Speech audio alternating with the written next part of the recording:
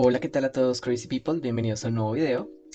Bienvenidos a su canal MediCrazy. Mi nombre es Cristian Gaviria. En esta ocasión vamos a estar revisando los conceptos básicos para entender genética. Si te has estancado por conceptos como homocigoto, heterocigoto, alelo, gen, cromosoma, este video es para ti. Así que quédate hasta el final. Entonces, vamos a empezar mirando qué es eso de la genética. La genética básicamente es esa parte de la biología que estudia los genes y la herencia. Vamos a estar revisando esos conceptos profundamente, pero por ahora eso es lo que debemos saber. La información genética es prácticamente la base de todo. Todo se puede explicar por nuestros genes. Desde el color de los ojos, nuestro grupo sanguíneo, el largo, el color, la forma de nuestro cabello, nuestra altura, todo se puede explicar por los genes. Por eso decimos que son tan importantes. Y bueno, ¿y por qué deberíamos estudiar genética? ¿O para qué nos serviría entender los conceptos básicos?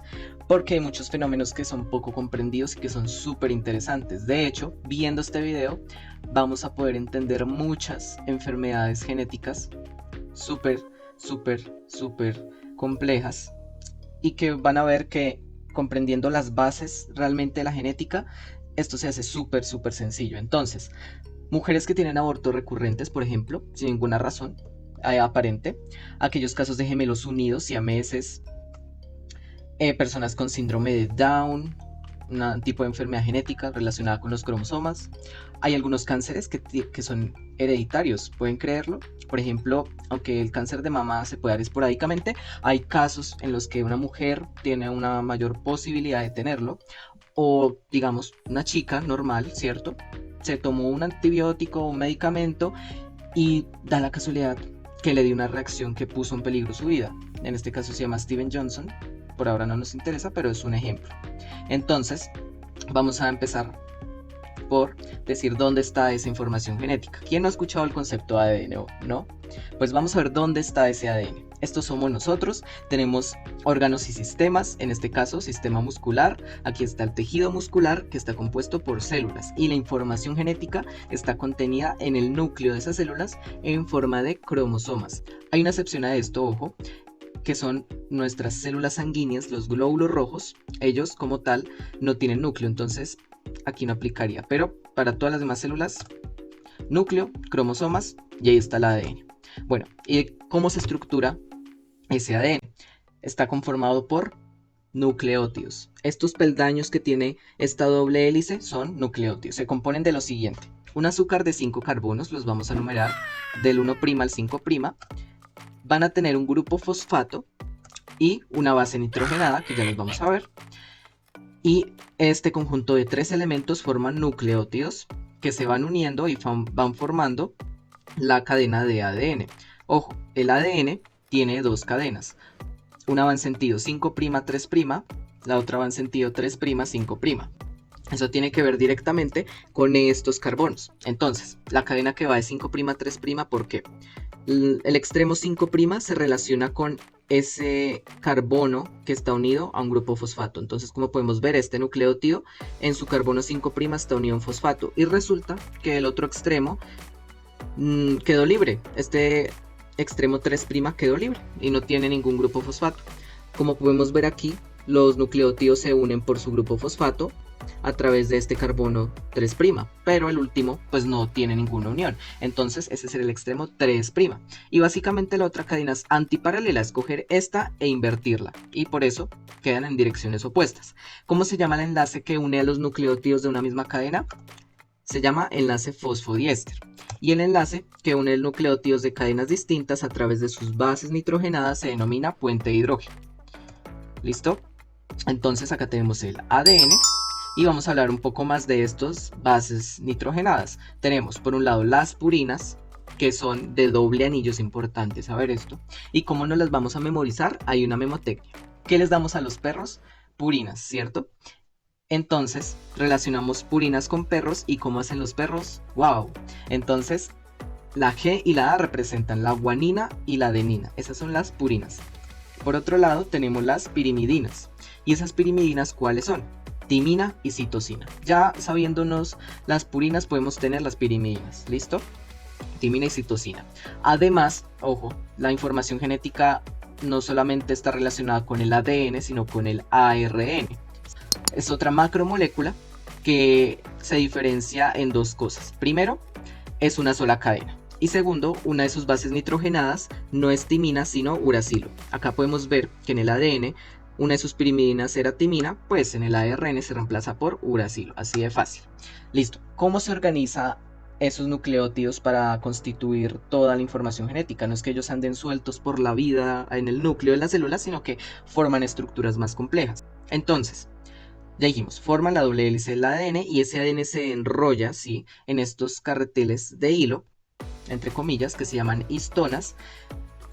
Se enrolla alrededor de 8 grupos de histonas y forma lo que se denomina nucleosoma, que es un ADN más un octámero de histonas. Entonces acá lo podemos ver, se va enrollando a través de un octámero de histonas, aquí se ve mejor, y al unirse varios carreteles de hilo de ese ADN a través de ese octámero de histonas se forma como un collar de perlas. Es una buena manera de memorizarlo. Listo. Hay otro concepto súper importante que hay que saber y es que la combinación de ADN más proteínas forma la cromatina. Entonces, nucleótidos forman las dos cadenas, ese ADN se va enrollando en octámeros de histonas y esa combinación de proteínas y ADN es la cromatina. Hay de dos tipos, hetero y eucromatina. Heterocromatina es aquella que está súper empaquetada, acá está la aguja de un hilo, y hay de dos tipos, facultativa y constitutiva. Entonces, esa heterocromatina súper enrollada, facultativa, es aquella que solo se expresa en algunas células. Por ejemplo, puede que se exprese en células del corazón, pero no en células del hígado. Y eso explicaría por qué las células son diferentes a pesar de que todas las células tienen la misma información genética. Y la heterocromatina constitutiva jamás se expresa. Ella está súper empaquetada, súper enrollada, ahí no la suelta nadie. Y la eucromatina es la cromatina que es laxa, es ese ADN con proteínas que todo el tiempo se está expresando y produciendo cosas, ¿cierto? La proteína del cabello, del color de los ojos, de la piel, todas las que se imaginen. Listo. Entonces, ya dijimos, el ADN se enrolla a través de octámeros de histonas formando nucleosomas, ¿cierto? Y la unión de 6 a 7 nucleosomas, como lo podemos ver aquí, forma lo que se denomina solenoide. Y forma una estructura tubular como esta. Pero no solo eso. Aquí podemos ver esta proteína, ¿cierto?, que se une a ese grupo de 6 a 7 nucleosomas llamada la histona 1. Es básicamente eso, un solenoide. Y ese solenoide es como un gran hilo de coser que al ser tan largo se enreda, ¿cierto? Es como nuestros audífonos que los tenemos por allí enredados, pues este solenoide forma como nudos que se denominan bucles. Entonces esos bucles de solenoide se organizan, se super empaquetan y forman una estructura muy conocida llamada cromosoma. Bueno, entonces hablemos un poquito de ellos. Ellos están en el núcleo, ¿cierto? Es ese ADN súper empaquetado y hay que diferenciar entre células somáticas y células sexuales. ¿Por qué? Las células somáticas son todas las que no son sexuales, así de simple. ¿Cuáles son las células sexuales? Óvulos y espermatozoides. El resto de células son somáticas y ellas tienen un set diploide de cromosomas. ¿Qué significa diploide? Di es de 2, ¿cierto? Entonces tienen dos juegos de cromosomas. Un juego de cromosomas equivale a 23. Si un juego de cromosomas equivale a 23, entonces estas células somáticas tienen 46 porque son dos juegos. Y las células sexuales tienen un solo juego de cromosomas, es decir, tienen 23. Esa es la gran diferencia. Entonces, acá se puede ver mucho mejor. Acá están las células sexuales, el óvulo que tiene 23, el espermatozoide tiene 23, ambos se unen, fusionan su información genética y entonces forman un hijo con 46 cromosomas. Y podemos ver que 23 se heredan del padre y 23 se heredan de la madre. Y entonces un citogenetista coge todos esos cromosomas y los organiza, porque ellos están súper desorganizados en el núcleo. Entonces, aquí está el par 1, uno lo heredamos del padre, otro lo heredamos de la madre y así con cada par. Y estos son los cromosomas sexuales de los que ya hablaremos. Entonces, hay dos grandes clasificaciones para los cromosomas. Están los autosomas y los cromosomas sexuales. Los autosomas son aquellos que van del par 1 al par 22.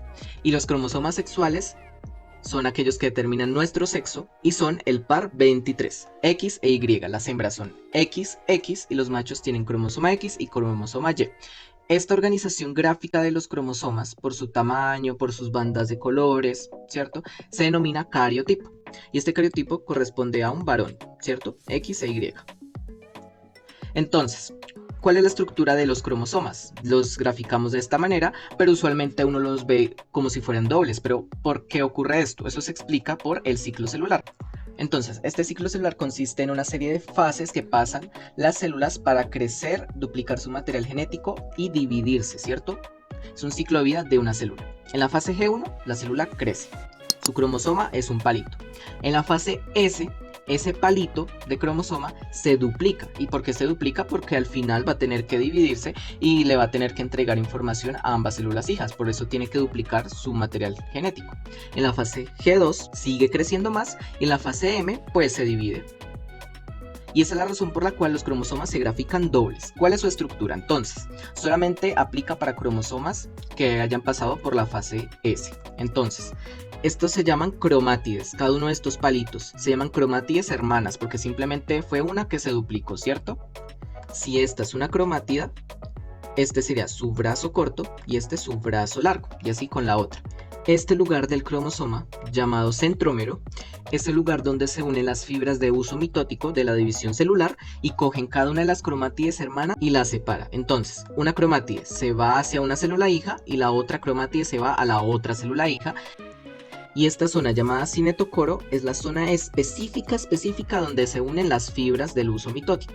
Entonces, centrómero, y dentro del centrómero está el cinetocoro donde se unen las fibras del uso.